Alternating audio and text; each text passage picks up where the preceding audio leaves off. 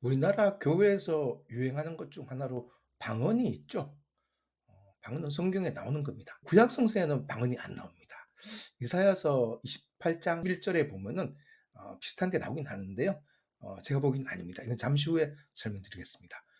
신약 성서에 따르자면은 예수 그리스도는 방언 같은 거 한 적 없습니다.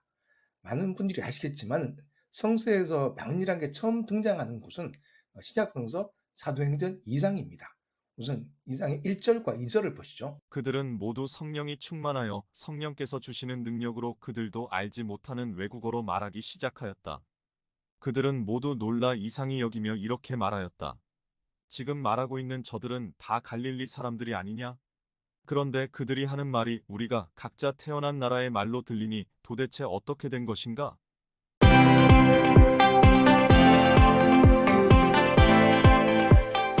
안녕하세요. 곽 작가입니다.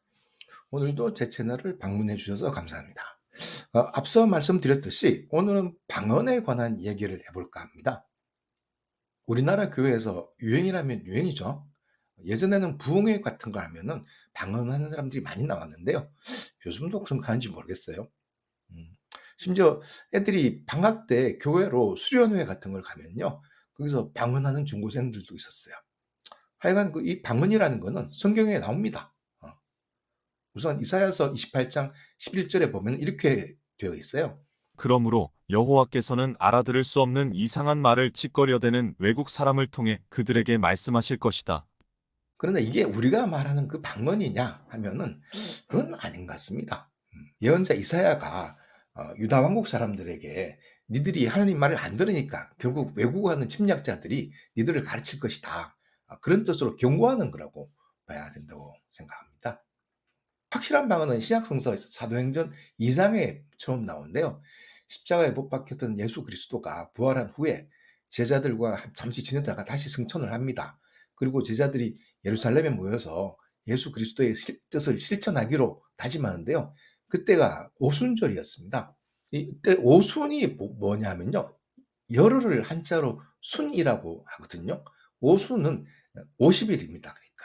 그리고 예수가 부활한 날부터 쳐서 50일째 되는 날이 오순절입니다. 이날 예수 제자들이 예루살렘의 어떤 곳에 모였는데 갑자기 하늘에서 강한 바람이 세차게 부는 같은 소리가 나더니 어, 그들이 앉아있던 온 집안을 가득 채웠다고 하죠. 그리고 혀처럼 생긴 불이 나타나더니 그게 막 갈라져서 사람들 위에 닿았다. 그러자 예루살렘에 와 있던 여러 유대인들이 그게 무슨 일이냐 싶어가지고 그쪽으로 온 거죠. 그런데 이, 이 12 제자들이 당시 유대 공용어인 아람어가 아니고 외국어로 갑자기 무슨 말을 막 하는 거예요. 여기 모인 사람들은 바데, 메디아, 엘람, 메소포타미아, 유대, 가파도키아, 본도, 아시아, 부르기아, 밤빌리아, 이집트, 구레네, 뭐 등등등 그리고 로마 등등에서 온 유대인과 그리고 유대교를 개종한 이방인들이 있었고 또 크레테 사람과 아라비아 사람도 있었다고 하는데요. 근데 이 사람들이 전부 이 예수 제자들이 한 말을 알아듣는 거예요. 물론 예수 제자들이 그 나라 그 지역 말로 말을 했기 때문이죠. 참고로 여기서 바데라는 건 파르티아고요. 메디아 엘람 등과 함께 현재 이란 지방에 속합니다. 메소포타미아는 이라크 지방이고 가파도키아는 요즘 카파도키아라고 하죠. 터키의 중부 지방이죠. 본도는 폰토스 역시 이제 터키 이스탄불 아래쪽 바닷가 근처를 말하고요. 아시아는 시리아 등지를 말하고 부르기아 밤빌리 역시 이제 여긴 터키 일부이고 이집트는 뭐 이집트이고 구레네는 현재 튀니지 근처를 말합니다. 그리고 리비아는 고대 아프리카를 리비아라고 불렀어요. 크레테는 그리스 아래쪽의 큰 섬이고요. 그리고 마지막으로 아라비아는 현재 사우디아라비아 땅이고요. 그런데 이런 곳에서 온 사람들이 전부 그 지역 말을 하는 예수 제자들의 말을 알아먹은 거예요. 한마디로 기적이죠. 이를 성령의 은사라고밖에 할 수 없습니다. 부활한 예수는 이미 이런 걸 예고하고 떠났죠. 사도행전 1장 보면 예수는 이렇게 말합니다. 사절 예수님은 사도들과 함께 모인 자리에서 이렇게 말씀하셨다. 너희는 예루살렘을 떠나지 말고 내가 전에 말한 대로 아버지께서 약속하신 선물을 기다려라. 제자들의 방언은 바로 약속된 선물 중에 하나였던 거죠. 그런데 하나님 왜 예수의 제자들한테 이런 선물을 했느냐 하면은 계속 사도행전 읽어보면은 그 이유를 알 수가 있습니다. 2장에 보시죠. 38절 그래서 베드로가 그들에게 말하였다. 여러분 모두 회개하고 예수 그리스도의 이름으로 세례를 받아 죄 사함을 받으십시오. 41절 그때 베드로의 말을 기꺼이 받아들인 사람들은 세례를 받았는데 그날에 제자의 수가 3천 명이나 추가되었다.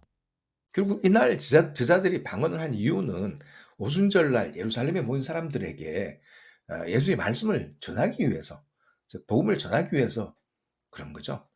결과적으로 제자의 수가 3천 명으로 늘어난 겁니다. 방언은 이런 겁니다. 사도행전에 따르면은 방언은 예수의 말씀을 전하기 위해 자기도 모르는 외국어를 하는 겁니다.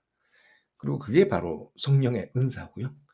다시 말하자면 적어도 사도행전에 따르면은 방언은 아무 뜻도 알 수 없는 그런 다다부타하는 게 아닙니다.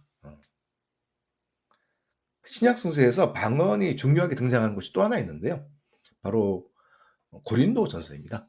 이 고린도 전서는 사도 바울이 고린도 사람들에게 보낸 첫 번째 편지입니다. 고린도란 이제 그리스의 한 지방입니다. 지도상으로 보면 여기죠. 참고로 그리스 전체의 크기가 우리나라만 합니다. 그런데 이제 고린도, 즉 그리스어로 코린토스는 보다시피 서쪽의 거대한 땅덩어리인 펠로폰네소스 반도와 동쪽의 그리스 본토가 만나는 지역에 있습니다. 그러니까 서쪽에는 길쭉한 코린트만이, 동쪽에는 이 사론만이 있어요. 딱 보기에도 육상교통, 해상교통의 요지이죠.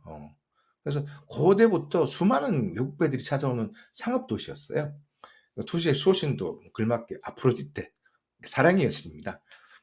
왜 걸맞냐 하면요. 이런 도시가 발전하는 산업이 하나 있죠. 유흥업이죠. 유흥업. 고대부터 이 고린도, 코린토스는 매춘으로 유명했어요. 특히 로마 시대 때는 이 매춘이 불법도 아니고 가격이 또 싼 편이었어요. 그래서 바울이 나중에 이제 고린도 사람들한테 음행을 경계하라고 이렇게 막 강조하죠. 바울은 예전에 이 고린도에 와서 한동안 머물면서 전도를 한 적이 있습니다. 그래서 여기에 교회가 만들어졌죠. 이제 물론 이때 교회는 건물이 아니고 믿는 사람들의 모임입니다.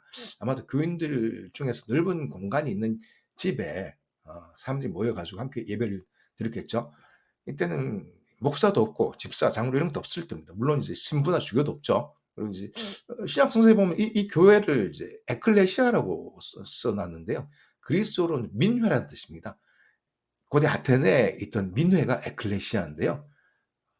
모든 시민들이 평등하게 참여하는 그런 모임입니다. 그러니까 이 당시에 교회도 역시 모든 참가자들이 평등하게 참석하는 그런 모임이었던 거죠. 그런데 이 기독교 공동체가 바울이 만들긴 했는데 나중에 떠나죠. 바울이 떠나고 이제 뭐 다른 제자도 보내기도 하고 그러는데 여기서 좀 무슨 문제가 좀 생겼다. 뭐 그런 말 듣고 바울이 이제 편지를 보냅니다. 어, 당시의 편지는 본인이 직접 갈 수 없을 때 대신 누가 대독하는 그런 장치였어요. 그러니까 바울이 고린도에 편지를 보내면 고린도에 있는 누군가 받겠죠. 받아서 그 사람이 고린도의 전 신도들 앞에서 그 편지를 읽는 거예요. 그럼 마치 바울이 직접 와서 이렇게 말하는 것과 거의 같은 효과를 가지는 거죠. 그렇게 다들 인식을 했습니다. 당시의 편지란 그런 거죠. 바울은 여기 한 1년 반 정도 머물면서 전도를 했던 것 같아요. 처음에는 이제 유대인들의 회당인 시나고그에 가서 유대인들을 상대로 전도를 했는데 유대인들 반응이 썩 좋지는 않았던 것 같아요. 그래서 나중에는 이제 바울은 주로 이방인 상대로, 그러니까 고린도니까 거기는 그리스인들이 사는 도시니까 그리스인을 상대로 전도를 했을 겁니다. 하여튼 그래서 바울이 이곳을 떠나기 전까지 꽤 많은 사람들이 이제 예수를 믿게 되고 그리고 이제 교회에 참석하게 되었죠. 바울은 여기를 떠나서 이제 에페소스로 갔는데요. 성서에는 에베소라고 나옵니다. 에베소. 에베소에서도 바울은 고린도에 대한 관심을 잃지는 않았습니다. 그런데 이제 고린도에서 문제가 있다는 말을 듣고 편지를 쓰게 된 거죠.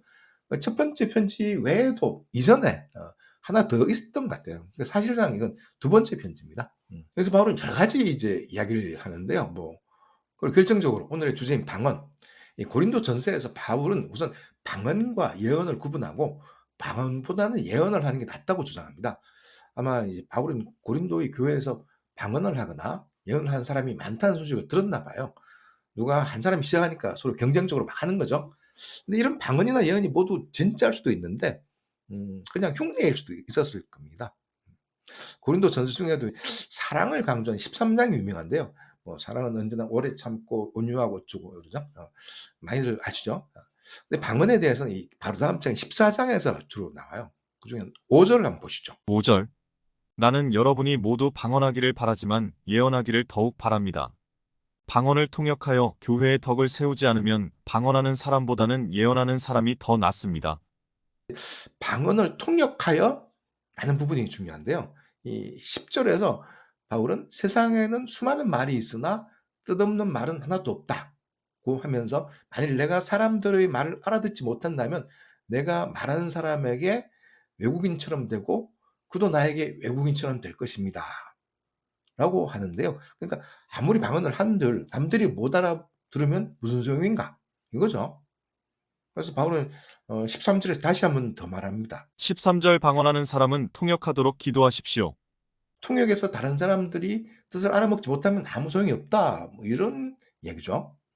22절 보면은 방언은 믿는 사람을 위한 게 아니고 믿지 않는 사람들을 위한 표라고 하는데요. 사인입니다. 사인. 이적입니다. 이적. 사도행전 2장에서 베드로와 예수의 제자들이 방언을 한 것도 외국에서 온 유대인들과 그리고 새로 믿은 사람들한테 복음을 전하기 위한 거였죠. 그냥 방언할 줄 안다고 그냥 자랑하기 위해서 한 게 아니었어요. 23절. 만일 온 교회가 모여서 모두 방언을 하고 있을 때 그것을 모르는 사람들이나 불신자들이 들어와서 여러분을 보면 미쳤다고 하지 않겠습니까? 바울은 다시 한번 이렇게 강조하는데요. 시청자분들 중에는 이런 비슷한 경험 해보신 분 없습니까? 저는 있습니다. 이제 어릴 때 교회에서 수련회라는 걸 갔는데 참가한 학생들 중에 저 빼고 모두 방언을 하더라고요. 저는 속으로 이놈들이 돌았나 했어요. 어쩌면 고린도의 교회에도 이런 신자들이 꽤 있었던 것 같아요. 근데 이들의 방언이 진짜 성령의 은사였을까요? 어, 바울도 긴가민가했던 것 같습니다. 바울은 이 고린도전서 14장 27절하고 28절에서 또 한 번 이렇게 이야기합니다. 27절. 만일 누가 방언을 하려면 두 사람이나 많아야 세 사람이 차례대로 하고 한 사람은 그것을 통역하십시오. 28절. 통역하는 사람이 없으면 교회에서는 조용히 하고 자기 자신과 하나님께만 말하십시오. 통역하는 사람이 없으면 방언하지 말고 교회에서 조용히 하라는 거죠. 이렇게 바울이 몇 번이나 통역을 강조하는 이유가 있습니다.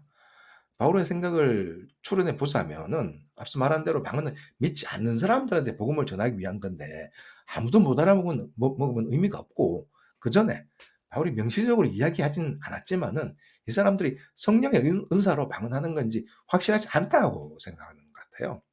잘 생각해 보세요.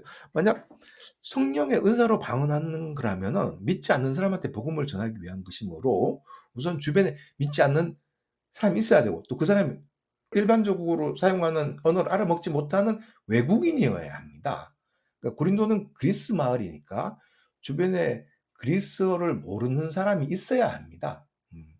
고린도 말씀드렸다시피 항구 도시고 늘 외국인이 드나드는 곳이기 때문에 그리스 모르는 사람도 꽤 많이 돌아다녔어요. 방언을 하려면 그들을 상대로 해야 하는 거죠. 당시 로마의 동쪽 지방의 공용어가 헬라어, 즉 그리스어였지만 그리스 모르는 사람도 꽤 있었을 거예요. 예수의 12제자도 그리스어를 몰랐습니다. 사실. 바울은 그리스어를 잘했지만요. 하지만 그리스 마을 고린도에서는 그리스를 모르는 현지인은 아닙니다. 방언은 그 외지인을 상대로 하는 겁니다. 이제 진짜 방언이 뭔지 분명해지죠. 여러분 옆에 있는 누가 하는 방언이 진짜라면 그건 외국어입니다. 영어나 불어, 태국어, 베트남어, 아프리카에 쓰는 스왈리어, 뭔지는 몰라도 그 주변에 있는 사람이 쓰는 모국어입니다. 그 사람한테 복음을 전하기 위해서 방언을 하는 거예요. 주변 사람들이 알아듣는 언어로 이야기할 때 그게 방언인 거죠. 그냥 따따붙도 이런 거는 베드로나 바울이 말하는 방언이 아니고 그냥 무의미한 잡설에 불과한 겁니다. 다시 말해 가짜 방언입니다. 가짜. 사실 방언 함부로 하는 건 좀 위험한 겁니다. 이런 무의미한 잡소를 내뱉는 사람한테 임한 게 성령인지 아니면은 그냥 믿는 사람의 정신을 미혹하려는 잡신인지 어떻게 알겠습니까? 그런 잡설로 된 가짜 방언이 좋다고 권하는 사람도 문제가 있어요. 이런 종류의 무례한 방언 현상이 우리나라만의 문제는 아닌데요. 외국에도 비슷한 현상이 있습니다. 여러 기독교 조류 중에도 이 오순절 운동 계열이 이게 특히 많은데요. 음, 오순절 운동이라는 용어 자체가 사도행전의 오순절날 사건에서 유래하는 건데요. 우리나라에 기독교가 도입될 때 특히 6.25 전쟁 이후에 목사들 중에서 미국에서 배워온 사람들이 꽤 많았습니다. 근데 미국에서는 20세기 초부터 그 오순절 운동이라는 게 유행했고 또 이와 함께 부흥회, 영어로 리바이벌이라고 하는 행사가 많았어요. 우리나라에도 부흥회가 많았죠. 부흥회 안 가보신 분들도 이름은 들어봤을 겁니다. 성령 폭발 대성회 뭐 이런 이름으로 했죠. 부흥회할 때는 이제 사도행전에서처럼 안전뱅이도 막 일어나고 사람들이 방언도 막 하고 그랬는데요. 이때 방언은 사실 외국어가 아니고 그냥 알아먹을 수 없는 말이 많았습니다. 미국에서는 20세기 초 캘리포니아에서 부흥회 운동이 시작되었는데요. 유명한 부흥회 전도사로는 이 찰스 파햄, 윌리엄 세이머, 그리고 시스터 에이미로 알려진 그 에이미 맥퍼슨 같은 사람이 있습니다.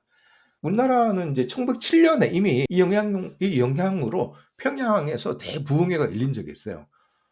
네, 100년 전만 해도 평양이 우리나라 기독교의 중심지였어요. 참고로 이제 20세기 초 미국의 부흥회의 모습이 궁금하신 분은 버트 랭카스터 주연의 영화 엘머 겐트를 보면 좋습니다. 여기 보면 부흥회가 잘 묘사되어 있어요. 근데 이제 이 부흥회 스타일이 우리나라 사람들 체질에는 맞았던 것 같아요.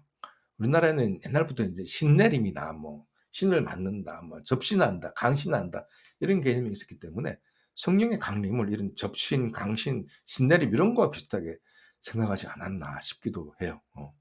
그러나 당연한 말이지만 성령은 귀신과 다릅니다. 아까 나왔던 그 사도행전 1장에서 부활한 예수 그리스도가 제자들한테 한 말이 기억나십니까? 요한은 물로 세례를 주었지만 너희는 얼마 안 가서 성령으로 세례를 받을 것이다. 이때 제자들은 귀신과 접신한 게 아니고 성령으로 세례를 받고 방언을 한 거예요. 오순절날 모임에서 외국에서 온 이들에게 복음을 전하기 위해 성령의 힘을 빌린 거죠. 그렇죠? 다시 말해 방언의 포인트는 전도이고 진짜 방언은 현장의 외국인을 상대로 외국어로 하는 게 방언입니다. 그게 아니라면 적어도 바울 말대로 통역이 있어야 됩니다. 그냥 따따붙다한 방언은 최악의 경우에는 접신에 불과합니다. 성령과 만나는 게 아닙니다. 다시 말해 그런 건 무당들이 하는 짓입니다. 오해하지 마세요. 제가 지금 무당 욕하는 게 아닙니다. 무당은 그런 게 직업이니까 그렇게 하는 걸 아무도 뭐라고 하지 않아요. 하지만 기독교인이라고 하면서 그러면 안 되죠. 특히 목사라고 하면서 그러면 안 되죠. 그리고 바울은 방언할 때는 많아도 두세 명만 하라고 했어요. 그게 맞습니다. 수십 수백 명의 집단으로 의미 없는 말을 떠들어대면 그건 그냥 광기에 불과합니다. 우연히 참석한 외부인이 놀라는 것도 당연하고 경멸해도 당연합니다. 그걸 또 알면서 시키는 목사는 나쁜 사람이고 모르고 시키면 무당에 불과합니다.